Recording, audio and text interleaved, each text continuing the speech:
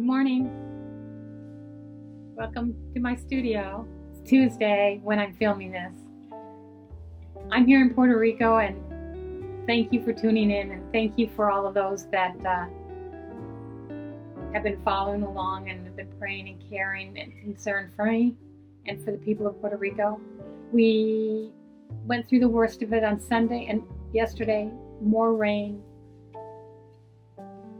devastation. I'm lucky, very blessed. I got power back last night, and I'm on the northeast side, so the people in the southwest, oh my Lord, houses and cars, just mud running down the street like rivers, losing memories and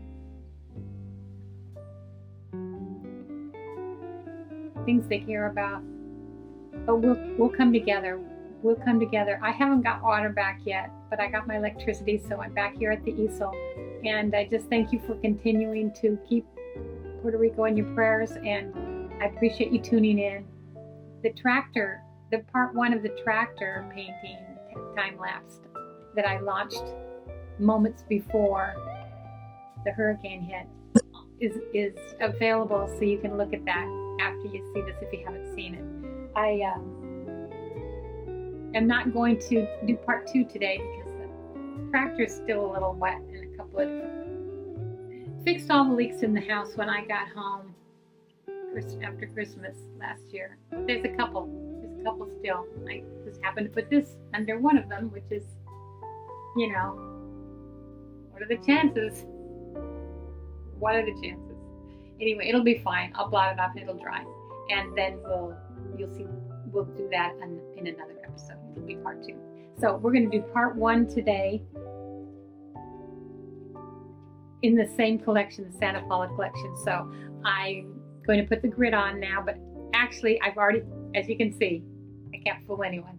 I've already done the grid. It was in a different filming, and I had to refilm this because, I don't know, I didn't have my microphone on or the lighting was bad. It's very, I'm learning. Anyway, thanks for tuning in and subscribing and liking and all that. I just want to say to those that don't know, subscribing, when you subscribe and you hit the thumbs up, wherever it is, and comment just anything, it sends a signal to YouTube, and they think, okay, people like this video, let us show it to more people. So if you can do that, I'd really appreciate it. Anyway, let's get going and have a great Tuesday. Thanks again for tuning in.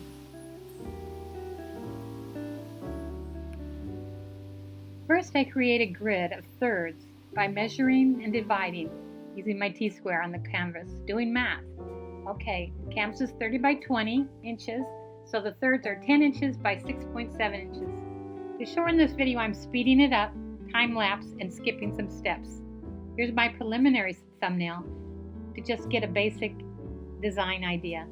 And here's the more detailed drawing, working out all the design elements ahead of time. Also, it helps me to get to know the subject before I begin painting.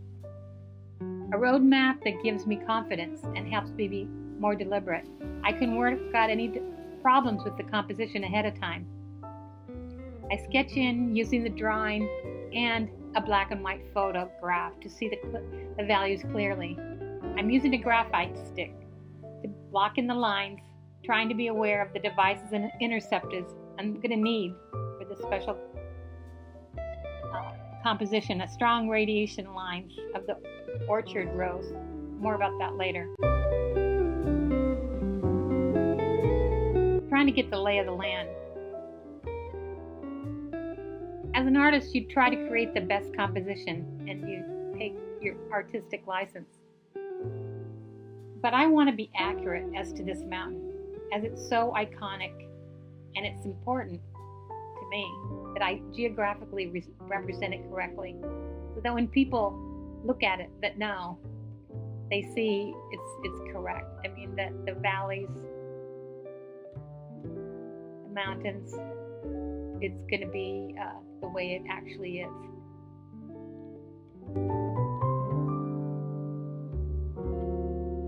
What I need to work out in this composition, like I said before, is the radiating line pitfalls. There's like 13 Edgar Payne, one of my favorite artists, has a wonderful book that he describes all the compositions. And we'll talk about those at another time. But this one is basically with a radiating one-point perspective. It's an incredible view. And the danger with this radiating line of the one-point perspective is that if not broken up, your eye travels to the point of interest too fast. It just zooms right to the point, and you're not looking around the painting, and that's it. So this section of avocados that are dark in the middle, we'll break that up, and I'm trying to create a diagonal instead of breaking the painting up in half with that big shadow shape that's right in the middle. I'm trying to put a diagonal that goes uphill a little bit, so your eye will go up the rows, go to the left, and then a strong tree and some darks will bring you back into the painting. Anyway, that's the plan. You see the point of interest back there? I've got a little white there. There's some homes there, or a house, or is that bricks? I'm not sure. Buildings in the upper right third quadrant. So at the end of this day, the block-in, I paint clear gesso on it, set the graphite. It looks white, but it'll dry clear.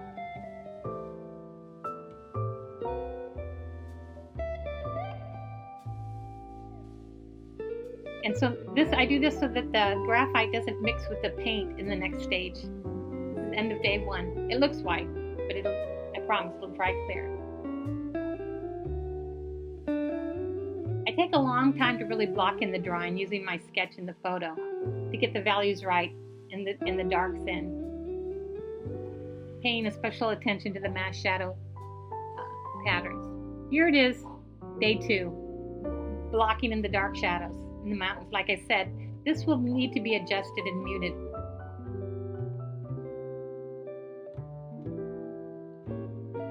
You see in my drawing, I've got it, the values are much lighter there than what it looks like.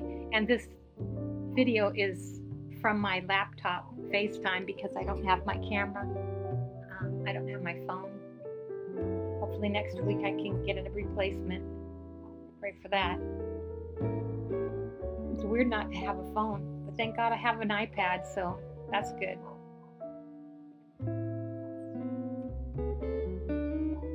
I'm introducing color now, but like I said, I have to keep on track with the values. Sorry about the dogs. It's almost sunset. I don't know why it happens at sunset. Dogs in the neighborhood do this little barking before sunset. Hopefully the cookies won't be coming out. Hear the birds. Birds right before it. Purple mountains there in the shadow. Cool. That's going to still need to be adjusted, but you listen to the music and the birds.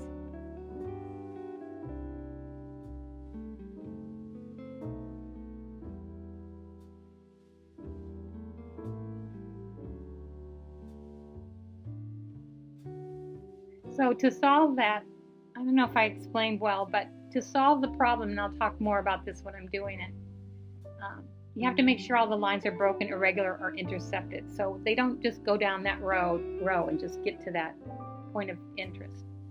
So you're going to see how we're going to try and create that. All the diagonals from the mountains come down to that point. I think that'll draw a lot of attention.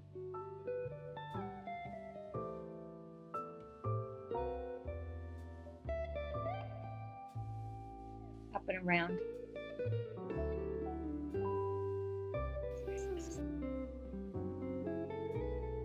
See in the color photograph. I'm using a color photograph now because now we're introducing color.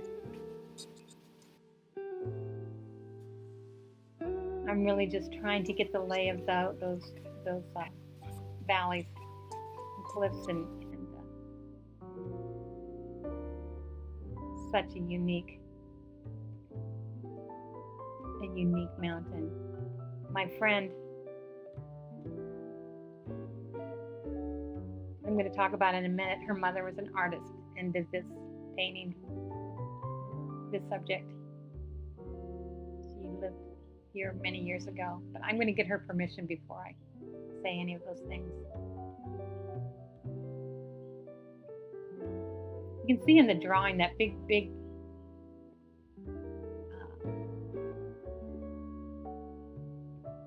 mass, dark in the middle.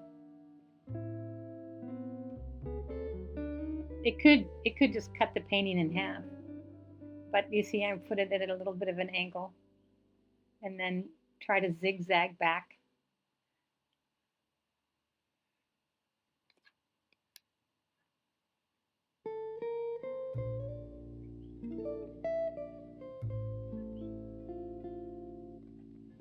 Oh, you get a nice view of my hat.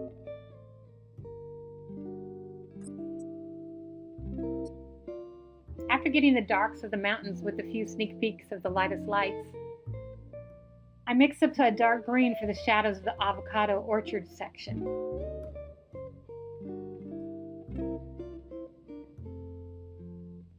You know, every painting has an ugly stage, and I believe that anybody can be a good artist if they can get through that stage and not be daunted by it. It's just the way it is. You just work through it. You don't stop. You don't worry about it. You don't get affected by it. You just keep going. You got your plan, you know, if you just keep working at it. One thing leads to another. I mean, there's a lot of wonky things here, the wrong colors. But rest assured, you get to see everything in this blockhead, time release. It's important that you get the perspective right. All the things about composition are very important. The values are very important. The perspective is super important. This looks sort of foreshortened. Those mountains look chunky back there because of the way this is a foreshortened photograph to the side. So it'll look a lot different. That mountain on the right, the golden one, you're not going to see that like that one. You see it from the front.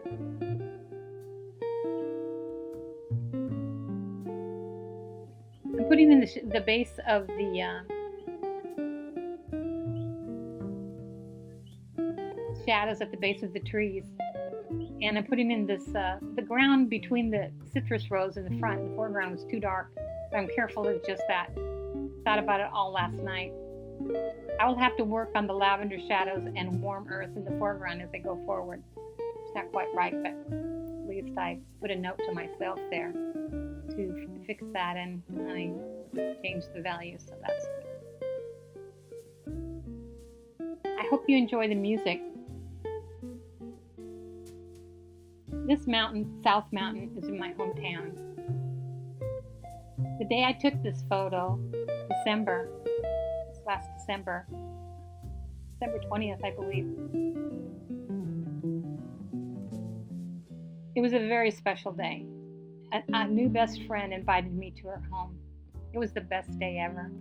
And I'm going to ask her if it's okay if I share some of the photos of her garden that I took this photo from. And if she says fine, I will put that in part 2 of this landscaping process. That will be episode 6, because episode 5 next week will be part 2 of the tractor. So stay tuned for that. Stay tuned for both of them. Be sure to watch the tractor video, episode 3, if you haven't, when you're done watching this one. Here comes the plane. I can't.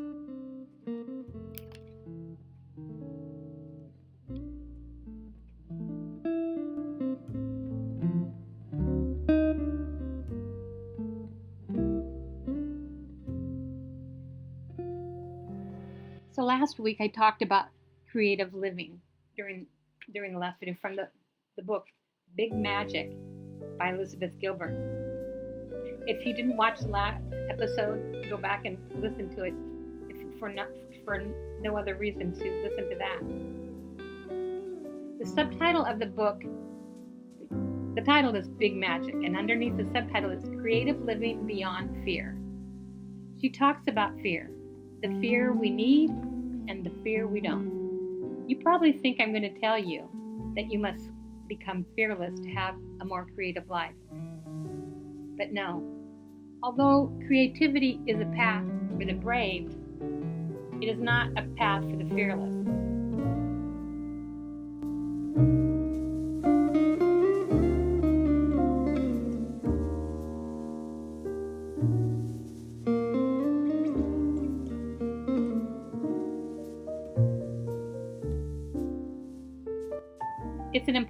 It's an important distinction.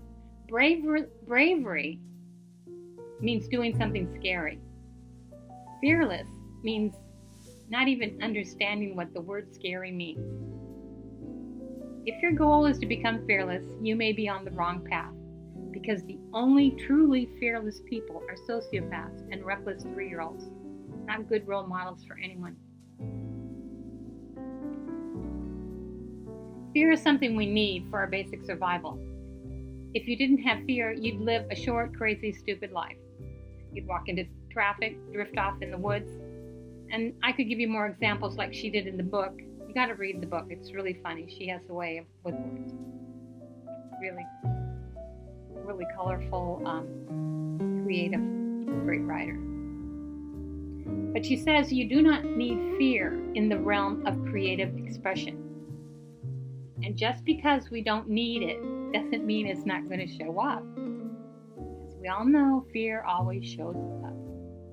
When we try to be innovative and inventive, fear is triggered by creativity, because creativity asks you to enter the realm of uncertain outcomes. I have no idea how this is going to turn out. She puts it like this. Fear is like a mall cop who thinks he's a Naval SEAL, she or he. He hasn't slept in days. He's all hopped up on Red Bull, and he's liable to shoot as his own shadow in a assured effort to keep everyone safe. It's all human. It's natural. Nothing to be ashamed of. But it needs to be dealt with.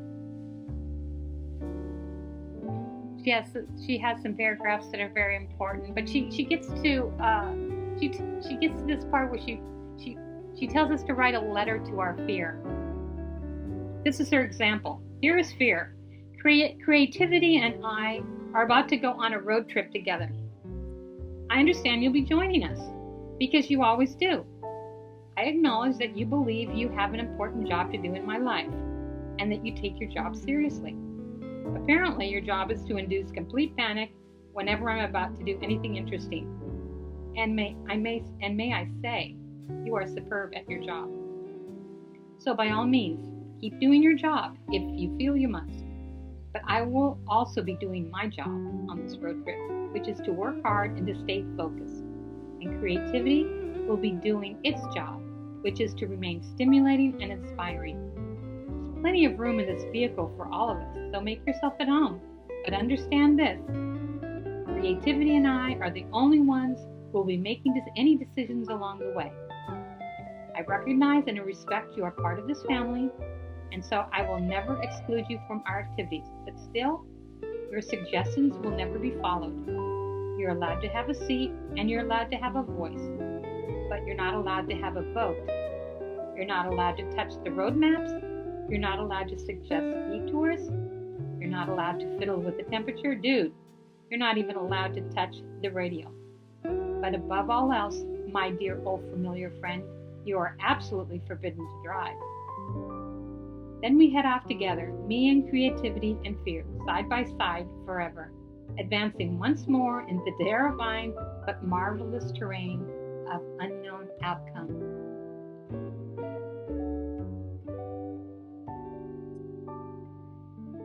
Next week, we're going to discuss the road trip and why it's worth it. And that will end the first chapter. There's 4 chapters in this book. This first chapter is titled Courage. Day 3 ends with the blocking of the orchard in the mountains. And now for the sky.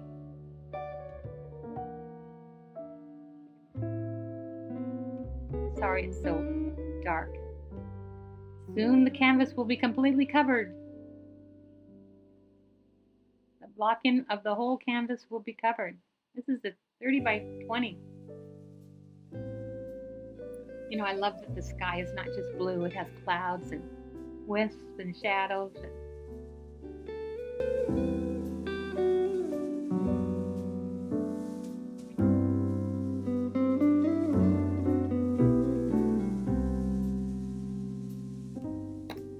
Looks like we're getting nearer to the end of the video.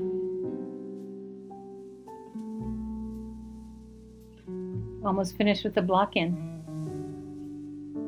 Be sure to watch the video of episode 3 about part 1 of the tractor.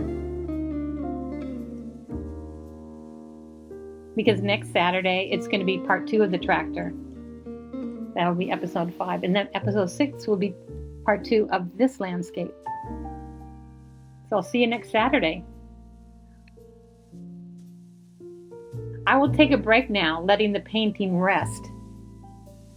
See, now look at the different light, and you're just going to see how different the colors are. It's not a very accurate representation. I'm going to let the painting rest and study it for all the things we've talked about. The composition issues, the values especially.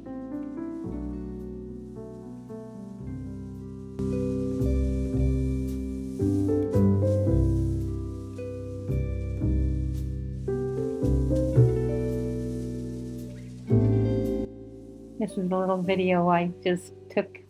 A lot of glare here in the studio. Light coming through the windows. You can kind of get a little feeling for it. The block-in is finished. It's just for the stage 1. Thanks for subscribing and hitting the thumbs up if you enjoyed this episode.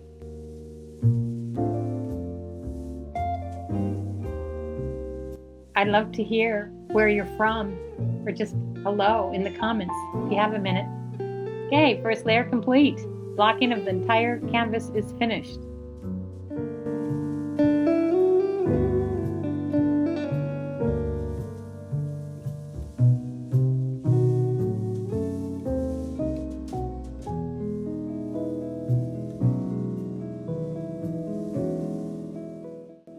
See how golden those heels are? Now that you can see them, they still need to be adjusted for their hue. This camera is not very good. The glare is kind of bad, but you get an idea. See you soon. Remember, part 2 of Tractor and Landscape next week. Thanks for tuning in. And when this is done, click on the video you'll see on the screen to see part 1 of the tractor. So you'll be ready to see part 2 of the tractor next Saturday.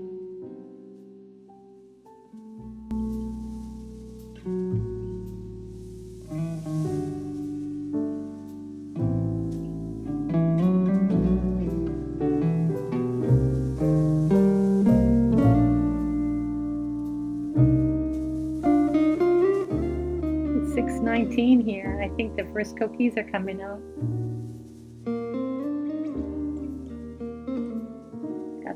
In just in time. Have a creative week. Remember, we are brave beyond our fears.